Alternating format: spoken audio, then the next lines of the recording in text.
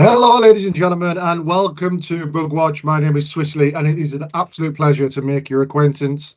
As you know, this show is all about Tyranids, so let's talk about everyone's favourite bugs. Well, we had another rough week.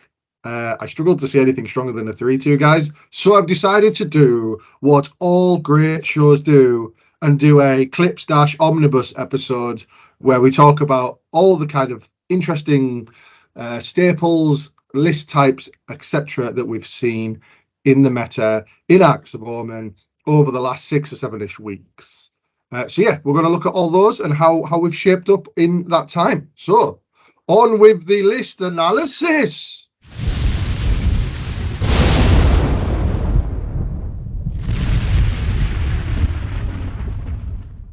All right, guys, so this is kind of my thoughts in a nutshell on how Tyranids are playing at the moment. I feel like there's two types of list. Well, actually, there's 4 types of list-ish, but there's 2 kind of extremes and then some stuff in the middle. So the first one is proactive scoring, who is actually trying to score stuff like behind enemy lines, getting into the right place at the right time, etc., more so than the others. Opponent denial, however, is, look, my opponent's going to always score more than me. So even if I try, I'm still going to lose. So I'm going to blow their heads off and then hope that I pip them on points, while scoring some pretty good secondaries, if I'm honest. Okay, so how does that look? So proactive scoring is kind of like your more Gaunt heavy lists. The characteristics of these are aggressive board presence, more reactive, trading, like a big trading game, and they tend to try and score early before they get tabled. So I'll go into these lists, by the way, and what the staples are in some upcoming slides. The secondaries these guys tend to take are behind enemy lines. They build into Warp Ritual. They build into completing banners and RBD pretty successfully. And they also have some gaming in Cranial Feasting. Some of them do. Obviously, if you're going for every phase, then Cranial Feasting sometimes can lead you astray. But if you are just all Hormigants and you want to eat everyone's brains, then you can do that. On the opposite end of the spectrum is what I'd call opponent denial. So an example of this would be Leviathan Double Harpy, which I've named something else on a later slide. But we've got the characteristics of this list would be less board presence. So yes, they do have they do have like big units, but they don't necessarily take up all the board, and they're not obsec. They are aggressive because they need to be. They need to blow their opponents to bits to stop them scoring. They tend to score a bit later in the game. So the primary, for example, will be something you consider later, or ritual might be something you consider later in the game. They also, in terms of secondaries, obviously banners can be one that they go for, but it tends to be low scoring alongside other action secondaries. Like, sometimes you see like some chaff units in there for some of these actions. However, with the prevalence of mortars, believe me, that can be annoying. But they do very well at kill secondaries, specifically grind, I think. I took grind. I take grind in these lists when I play them, and you tend to at least score 12 on this. In the middle, you've kind of got Nid Pressure and Obsec Monster Mash, which kind of lean one way and the other, but I'll get into that in a second. So then, moving on to the key staples, what have been the star players of the Acts of Omen meta so far that I found quite interesting? Well, we have had the double Hive Tyrant with relic guns.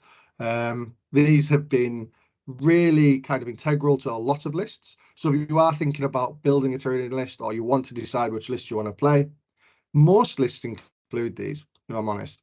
Or at least one of them, the one with Shard Gullet, is pretty much a staple. Having both of them, to be honest, I think if I had to put my finger in the air of successful lists, they're in around about 70%, in my opinion. These can also be buffed up with other warlord traits like Alien Cunning to give them Obsec 5, if they're not in an already Obsec Monster Mash list. You can give them the Leviathan perfectly adapted, which is really cool, especially on Shard Gullet. So yeah, very nice there. We've also got a Neurothrop. So Neurothrops are always going to be good. Like, they went up 10 points and they're still amazing. They can do so much for you. They can get Warp Ritual. They obviously get easily bodyguarded, so they can go and do stuff like that.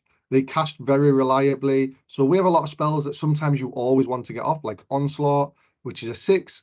Obviously, it's not quite a 7, but it still can knock. You can still fluff a 6. So having the +1 to cast on this guy is really great. Things like paroxysm when you need it, right? How many times have you went, I wish I paroxysm that unit now, after your opponent shouts Overwatch at the top of their voice? So yeah, so they can do that, and other things like poisonous influence, etc. Pretty handy at casting. So yes, and only 110 points, still really good. And a 3-up invul, so they can sit on your home objective, get shot, and usually survive it. It's pretty good. We also have Carnifexes. So Carnifexes kind of played a role in previous seasons. They've done all right, but now they've really come into their own. They're in a lot of lists. That's simply because the units that we were taking were really point efficient, and now actually Carnifexes are probably next on the list to get used. They're very handy. They can handle a lot of different problems. One of the things I really like about them is how much flexibility you have. So you obviously can take the big guns, but you can also like add in the Death Spitters, which is one of the things you'll see coming up in the lists coming up. One of the innovations that I thought was quite interesting. You can take Screamer Killers if you want to be wrong. Yeah, things like that. All right, let's have a look at the types of list and what kind of units you take in those lists. So this is what I've seen personally. I'd love to hear your opinions. So in the Gaunt heavy lists, what high fleet we're looking at? We're looking generally Gorgon and Behemoth. They're the ones you tend to see. I'd love to say that Hydra was in here. It's not. It's just not, guys. Like, I love it. I want it to be good. It's not. You can take it. Go for it. Try and make it work. But every Hydra list, you can look at it and go, this would be better as Behemoth or Gorgon. We also, in terms of the core units of this list, you can have one of the key things you will usually see is a Tervigan and Gaunts, maybe 2 if you're an absolute savage, an absolute lunatic. You've obviously going to see Hormagaunts, and you get to see Paravors as well. These are the things that you tend to see in every one of these lists. The flex units that people tend to put in or not put in more often than not are utility Gene Stealers, so maybe 6 Gene Stealers to do a bit of rod there, or to screen out drop pods and forward deploys, etc. You've also got obsec monsters in there. So, for example, the Gorgon list that I currently play has the obsec monsters ability. So you've got loads of obsec all over the board, and you're proactively trying to get that primary early dodge to score it. And then you've got Tyrant Guard and Swarm Lords. Some of these lists have that. I really like it because the Swarm Lord is so strong when you double obsec some Hormagaunts and give them reroll hits, especially in Gorgon, because then you get, out of 15 Hormagaunts, you're going to get 25 on average auto wounds if you use the stratagem to auto wound on 5. It's super, super nice. And no one thinks Hormagaunts are going to be that good until they hit them. You've also got the Tyrant Guard to go along with that. Again, Tyrant Guard are a bit of a flex unit now, especially in these kind of lists. You don't need them, especially if you're oversaturating your opponent with threats. Then actually a Swarm Lord at the back of the battlefield doesn't represent that much of a terrifying threat compared to everything that's in your opponent's face. Moving up a little bit less of a obsec heavy or proactive, proactive scoring kind of list is the Nid pressure list. So it's more Behemoth. This tends to be. What does it have? It has lots of Gene Stealers, or it tends to have lots of Warriors. So it's one or the other from the lists that I've seen. I know Paul Bridge is looking at Gene Stealers. Well, I'm just not a fan. I really want to like them. They sound great, right? They've got a 5-up invul. That's pretty good. 4-up in combat. Wow, okay. They get 4 attacks each. Okay, that's pretty good. They've got movement 8. That's fine. You can give them movement 7 and +1 armor. That's okay.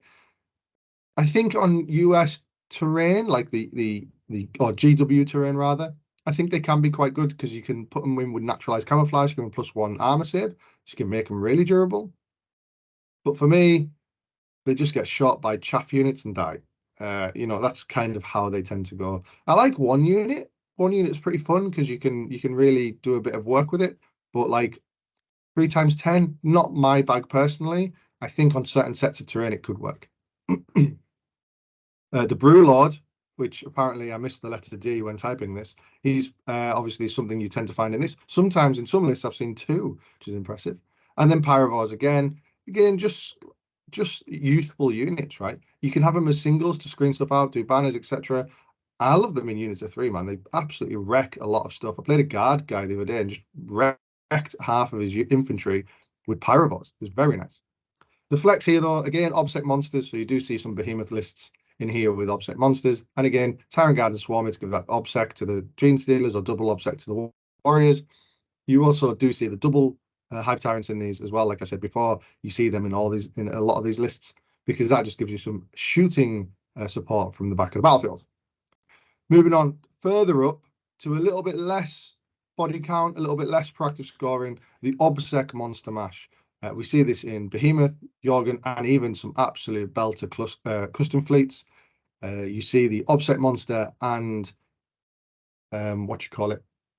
the heroic intervention, things like that. It's quite fun. There was one at the event I was at the weekend. What do you find in these? You find Carnifexes. That's what you find. You find Carnifexes all over the place. You also find big snaky boys. And then the flex, and all of these lists will generally include one of these, is an Exocrine, a Maliceptor, Tyrannofex, utility Pyrovars, again, like I said before, putting up banners, things like that. You'll find a mix of those 3 things. Essentially, it's like a pick and mix, right? You go to the shop, you say, oh, well, I'm definitely having Carnifex, I'm definitely having snakes, and I'll have 1 Exocrine, I'll have 1 Maliceptor, I'll have 3 Tyrannofexes, or something along those lines. It's a very fun way of playing, because you can just choose what you want to use and build into it. And it's fun, but I think it has a level, right? You'll just come up against an opponent that can wreck you, and unfortunately, it's a feel bad scenario for me. That's why I'm not a big fan of playing that type of list. But by all means, go ahead. In the face of that comment I just made, a list that I have been playing is this Big Bang Warfare, which tends to be big shooting monsters, which I do tend to play. And this is generally Leviathan. You can take Kronos, but every time you write a Kronos list, you can just go, yeah, it'd be better as Leviathan. I guess plus 4 inches to my shooting ain't that great. I like Kronos in teams. I've seen a lot of teams lists with Kronos, which are quite cool in terms of, the stratagem to really screw up psychic armies, things like that. But for the most part, Leviathan's just always going to be better. It's just too durable, and the Hive Nexus is so strong in this list. You can also give the Warlord trait to the Hive Tyrant with Shard Gullet to just make sure things die, which is also wonderful. So what are the core units here? Generally 2 to 5 Carnifexes, generally Zone Throw-ups to keep them alive for a turn. Tyrant Guard will appear here as well, because you need your Hive Tyrants to be really up the pushing up quite significantly. And the reason, I think, the key thing that scares people, the key thing that really will sometimes just win you a game, is Harpies. 2 Harpies, maybe 1, but my personal preference is 2. They come on turn 2 and they wreck face, and sometimes your opponent has an answer, sometimes they don't.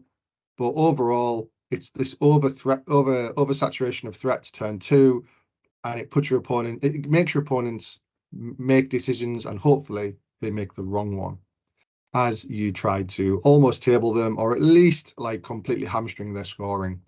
And that's how you use this list, really.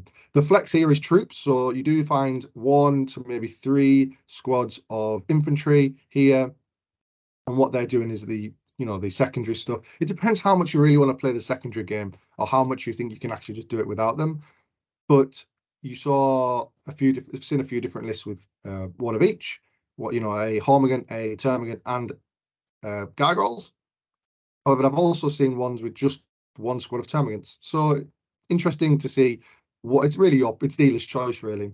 Then you can also stick in Termagant and Gant. I don't like that because it takes away the killing. It really kind of puts it more towards proactive scoring. But for me, if you're going to take this list, you've got to stop your opponent scoring. And to do that, you need the Carnifexes. And you can actually do some of the action stuff with utility characters or lictors. So you see the Parasite and Mortrex in here sometimes.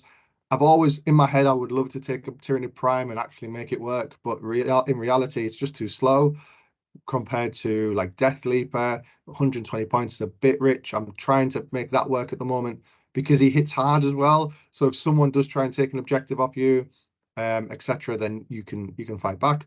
But the benefit of the lictors is you can at the end of the turn pick him up and put him somewhere else.